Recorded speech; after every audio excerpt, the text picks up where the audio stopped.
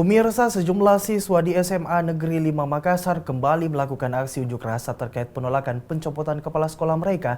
Aksi ini dilakukan kembali pasca kepala sekolah mereka dicopot berdasarkan dugaan pungli dan dugaan tidak mengikutkan siswanya ujian karena tak membayar.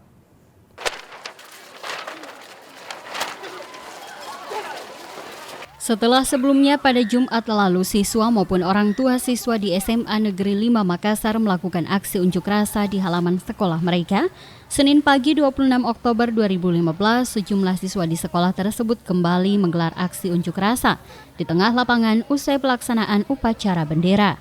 Mereka kembali menyatakan aksi menolak pencopotan kepala sekolah mereka, Rahmat, yang resmi dicopot dari jabatannya Kamis lalu.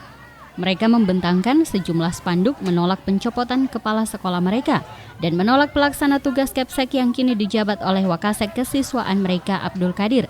Karena isu yang beredar bukan Kepsek mereka yang melakukan pungli, tetapi Abdul Qadir selaku wakil kepala sekolah bagian kurikulum mereka lah yang memberlakukan pungutan pada siswa.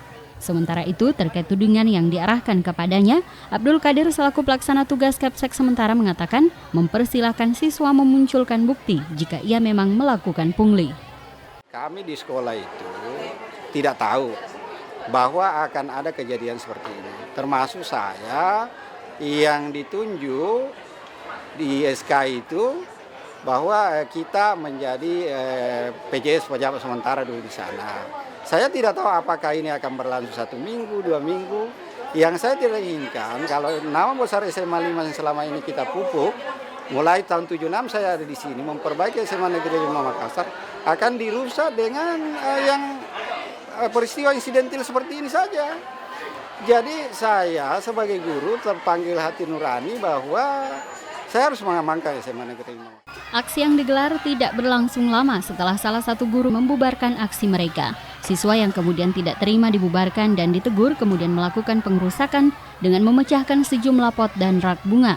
Adu mulut antar siswa pun tak terhindarkan saat siswa lainnya mencoba menenangkan.